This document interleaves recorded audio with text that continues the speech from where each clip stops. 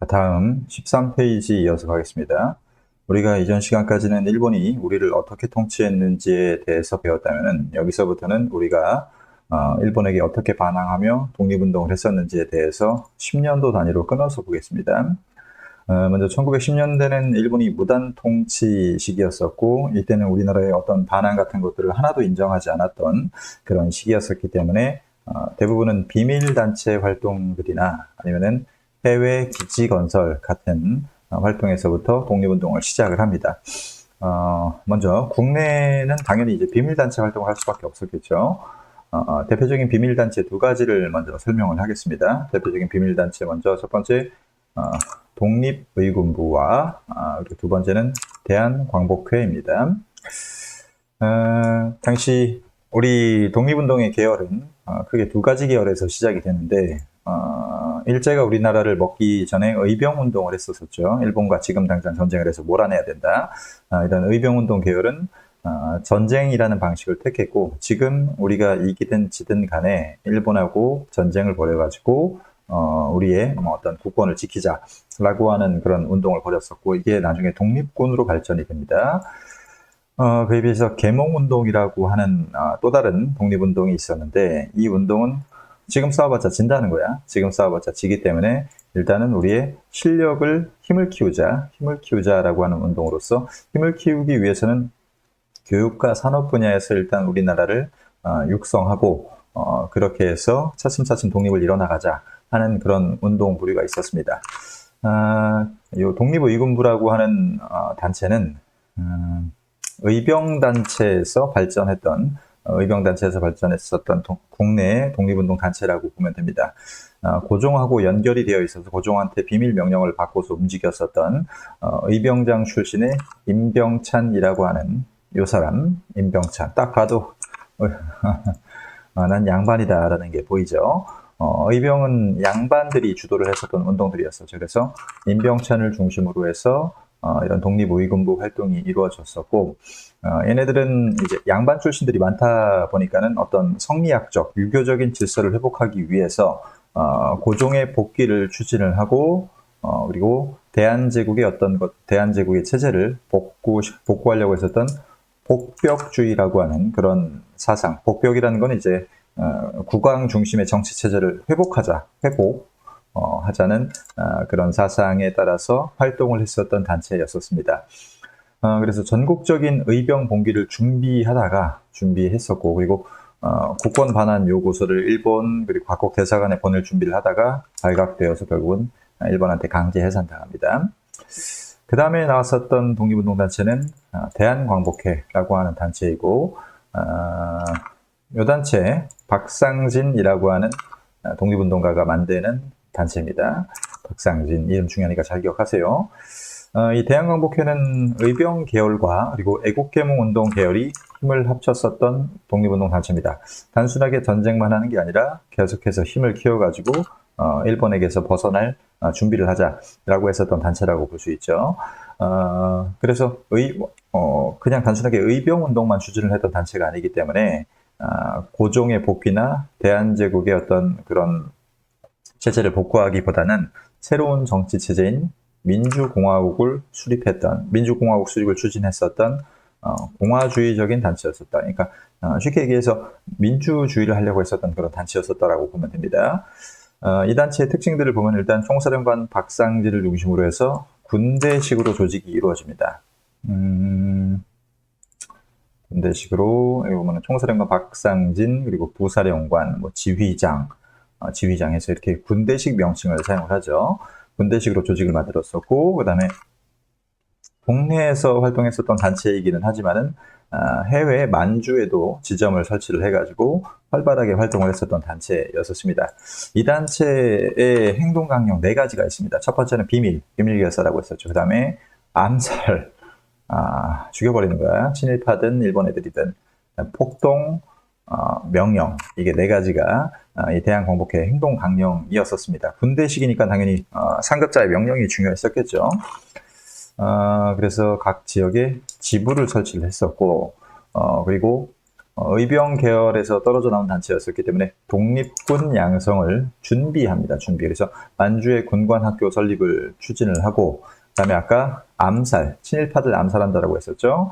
그래서 이런저런 이 행동 강령에 따라서 활동을 하는데, 대표적인 활동을 보면은 일단 각 지역에 상회를 설치합니다. 일단 돈을 벌어야지 독립운동을 할 수 있으니까는 상회, 상점 같은 것들을 설치를 해서 경제활동을 해서 돈을 벌었었고, 이게 기존에 그냥 단순한 의병 단체랑은 다른 거죠. 산업활동을 했었던 겁니다. 산업활동을 했었다. 그리고 두 번째는 일본 애들이 돈을 훔쳤었습니다. 경주와 아화라고 하는 동네 사이에서 도적에게, 이 도적이라는 게 이제 아까 방금 전에 지금 이제 보고 있는 대양광복회의 활동입니다. 도적이 대양광복회예요. 세금 8,700원. 지금 치면 거의 몇 천만 원 되는 돈을 뺏어 왔었던 겁니다. 그 다음에 친일파들을 처벌하면서 경계심을 심어줬었죠.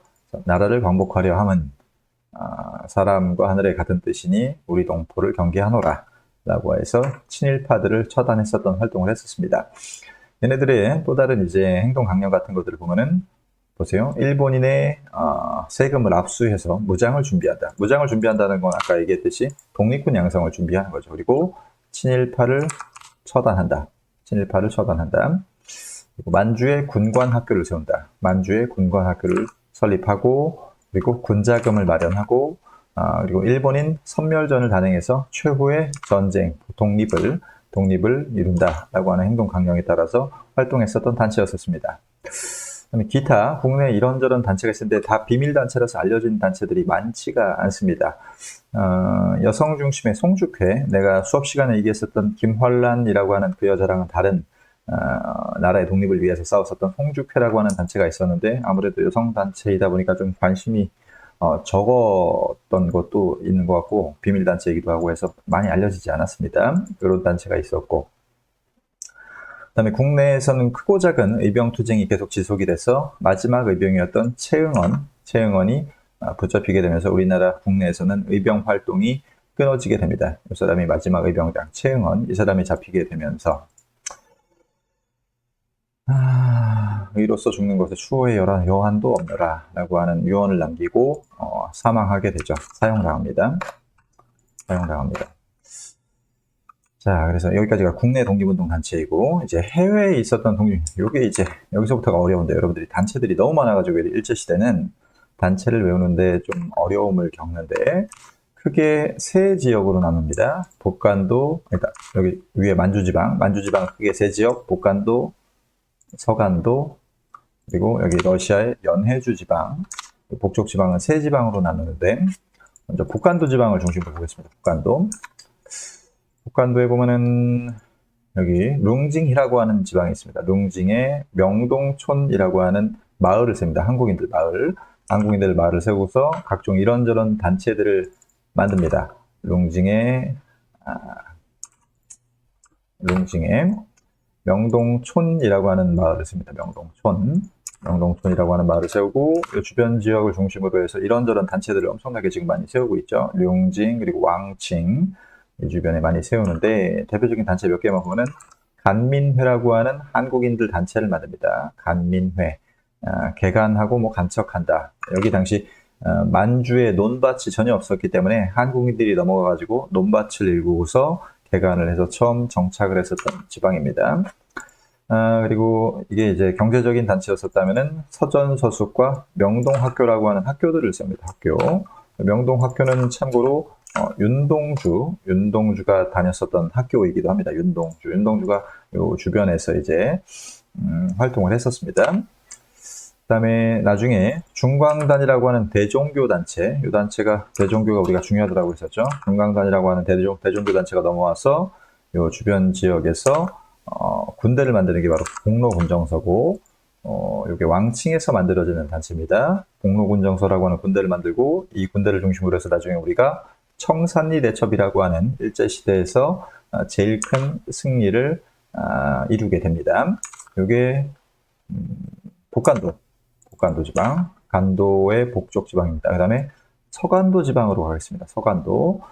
서간도는 여기 삼원보를 중심으로 해서 이런저런 단체들이 만들어지는데, 서간도는 특히 신민회라고 하는 단체, 우리 1학기 때 배웠었습니다.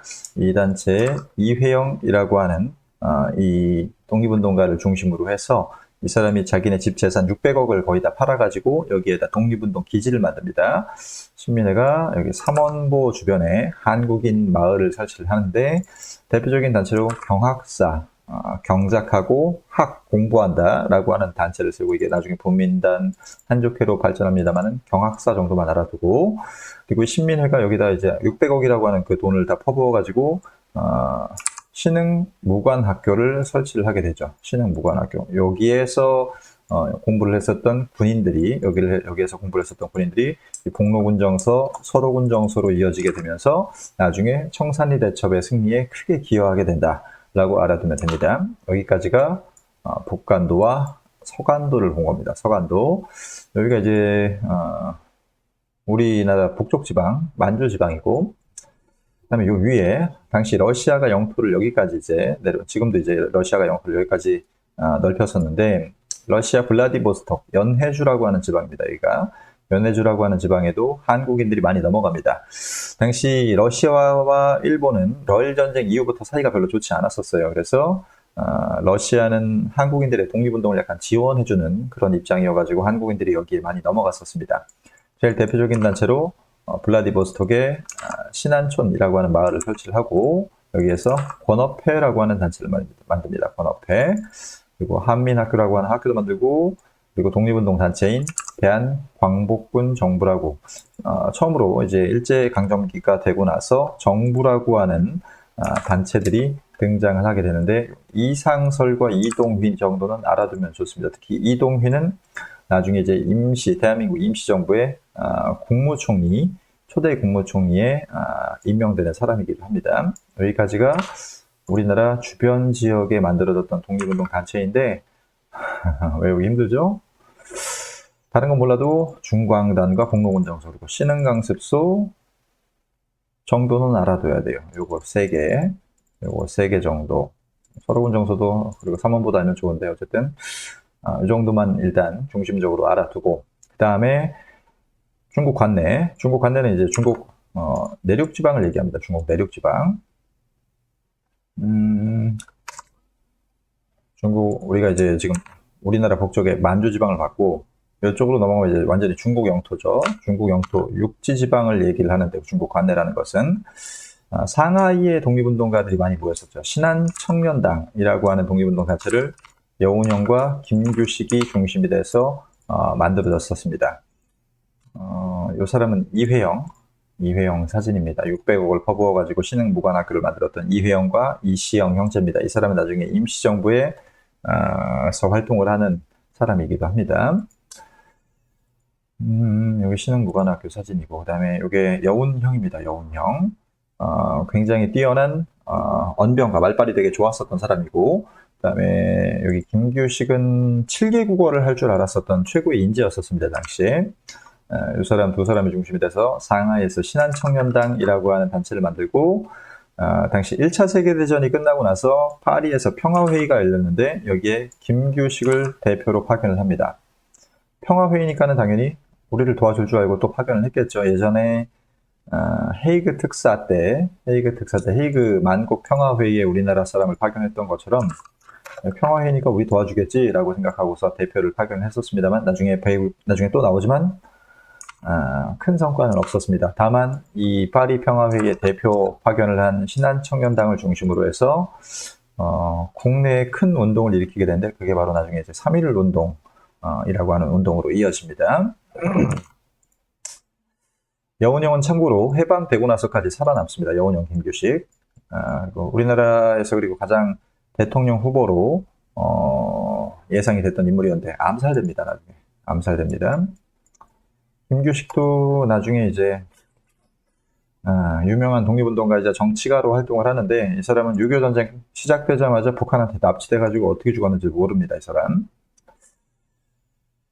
그 다음에 이제 미국으로 옵니다. 미국의 대한인 국민회. 우리 1학기 때 무한도전 영상으로 봤었죠. 국민회라고 하는 단체. 국민회라고 하는 단체가 안창호에 의해서 만들어집니다. 이 공민회는 중요한 점은 민주공화국을 추진했다는 거, 민주공화국. 우리가 이제 일제강점기 시작되자마자 바로 10년도야. 일제강점기가 10년도부터 시작되는데 바로 민주공화국을 주장하는 그런 사람들이 있었다는 거는 우리가 이제 서양 정치 체계에 대해서 어느 정도 좀 이해하고 있었다라는 걸 의미하는 거죠. 그리고 뭐 모금 활동하고 안창호를 중심으로 해서 그래서 이런저런 독립운동을 하고 특히 모금 활동을 했던 돈이 나중에 임시정부 건립에 사용이 됩니다.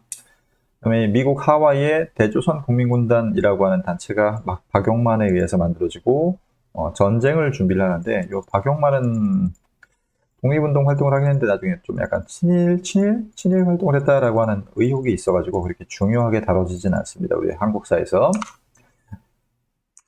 여기까지가 1910년도에 이런저런 독립운동 단체들이고 다음 시간에는 이제 바로 3.1 운동으로 넘어가겠습니다. 자, 여기 확인 문제. 고종을 복위시키려고 했었던 것은 독립의군부였었죠. 그 다음에 대한인국민회가 미주 지역에서 만들어졌었고 북간도에 대종교가 이제 중광단이라고 하는 무장 독립단체를 만듭니다. 10년도에는 공화주의가 확산됐었고 소규모 의병 투쟁이 계속 있었으나 최응원이 잡히고 나서 끊겼다. 그리고 무장 독립 전쟁 준비는 여러 지역에서 다 준비되었었습니다. 미국에서도 했었었죠. 그 다음에 독립군이 가장 활발하게 활동했던 지역 만주지방입니다. 만주지방. 최응원 마지막 의병장, 박상진 대한광복회, 이상설 광복군 정부, 박용만 국민군단, 여운형 신한청년당. 박용만은 약간 논란이 있는데 모르겠어. 친일을 했는지 안 했는지 정확히 몰라. 근데 안 했다는 설이 제일 많기는 한데 정확하지 않습니다. 그 다음에 대한광복회는 군대식 조직을 가지고 활동을 했었고 그 다음에 독립군 사관을 양성했었던 남만주에 신흥무관학교가 있었다. 삼원보엠. 그 다음에 연해주의 건업회는 광복군 정부를 만들었었고 미주에는 대한인국민회, 상하이에는 신한청년단 같은 독립운동 단체들이 있었다. 끝.